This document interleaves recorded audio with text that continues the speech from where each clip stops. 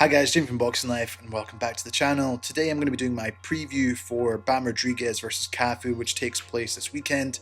A huge weekend of boxing, really looking forward to it. Unfortunately, I've just not had time to put a tactical overview style type video out for this fight, but I still wanted to give you guys a preview with some overlay footage and just my thoughts on the fight in general. So on that note, let's get right into it.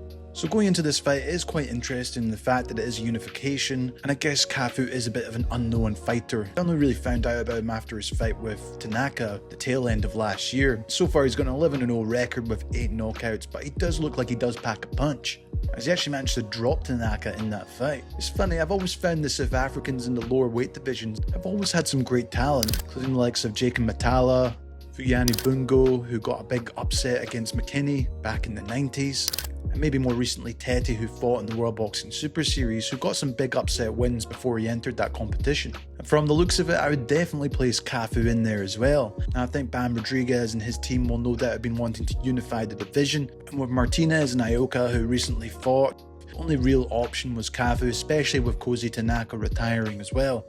And I think that just the fact that Cafu managed to beat Tanaka away in Japan says a lot. Now there's also been some controversy with this fight, with Jesse Rodriguez being lined up to fight Fernando Martinez in the ring card in November, which is a little bit disrespectful to Cafu because he's a big puncher, he's got good talent, and he could cause some real problems for Rodriguez in this fight. Now, of course, I favour Jesse to get the job done in this, and I guess you could consider his last fight against Guevara maybe as a little step down, but I think now he's going up against another hungry champion, which will force to get the best out of Bam Rodriguez.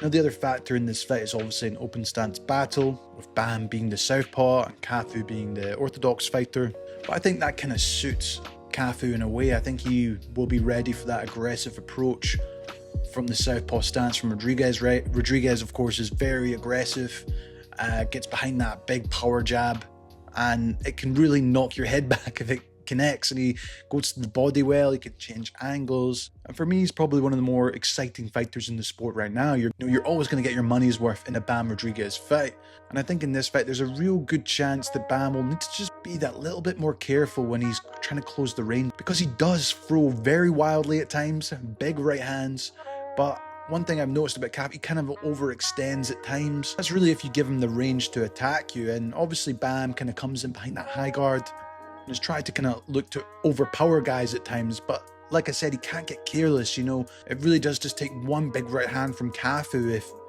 Jesse kind of overcommits. And that was something even Tanaka made the mistake. He overcommitted with the right hand only to get completely caught out. Now obviously Tanaka is an orthodox fighter who's got a more fundamental aggressive style, I guess, in comparison to Bam Rodriguez. And he's more naturally suited to be the counterpuncher, looking to pick off his shots when guys are coming at him.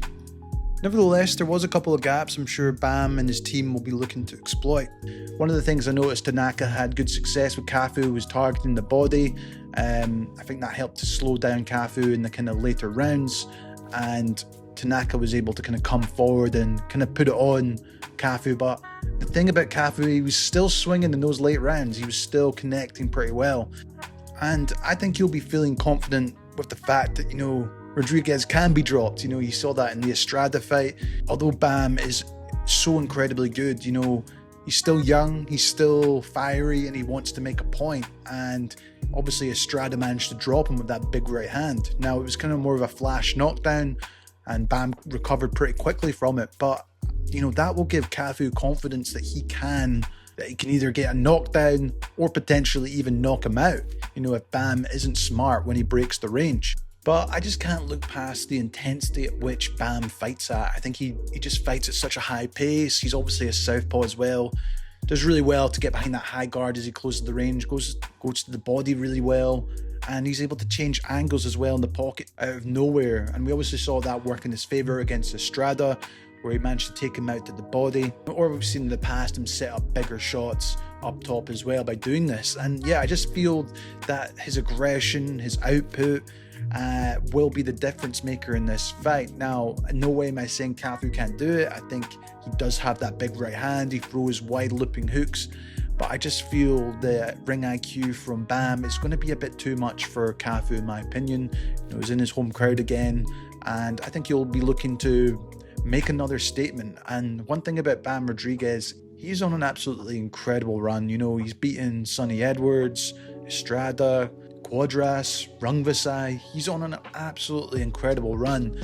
And I think this would be a big statement win. And obviously that does set up the big fight against Martinez, who had a tough time out against Ioka. And not to look too far ahead, it's very hard not to with Bam. But, you know, that Martinez fight is definitely another really good stylistic fight. You know, Martinez is very aggressive himself.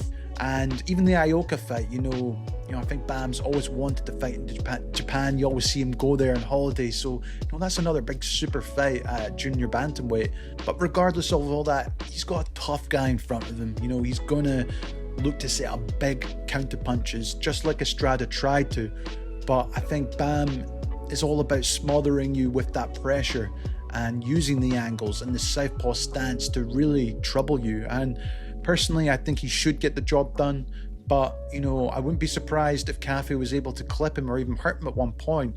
But I think Bam has clearly shown his ability over the last couple of years that he can kind of handle guys like this. I think he just more or less needs to be more mentally prepared for a guy that will be willing to throw bombs at some point in this fight. Basically, just don't mentally switch off against them. But yeah, I'm expecting a good fight over in Texas this weekend. I believe there's also some good fights in the undercard. I think the Pacheco, Trevor McCumbee is one that stands out to me, and I think the middleweight Austin Williams is also in action. So yeah, it should be a good event. I'll leave the link to sign up to DAZN in the link below. But yeah, I think it's going to be a really good event. We've also got Pacheco versus McCumbee, and then we've also got Austin Williams fighting in a middleweight eliminator. So I'm excited to see how those guys get on as well. The fight's going to be live on DAZN. You guys can check it out in the link in the description. And I've also got lots of content for this fight week, including my breakdowns for Usyk versus Dubois, Pacquiao versus Barrios, and the Fundora versus Tim Tszyu rematch, which I'm really looking forward to see the outcome of. But once again, guys, sorry it wasn't the typical tactical overview you guys are used to. I've got lots of good content coming for you. As always, this is me, Jamie from Boxing Life. If you enjoyed this, make sure to like and subscribe. And as always, I'll see you in the next one.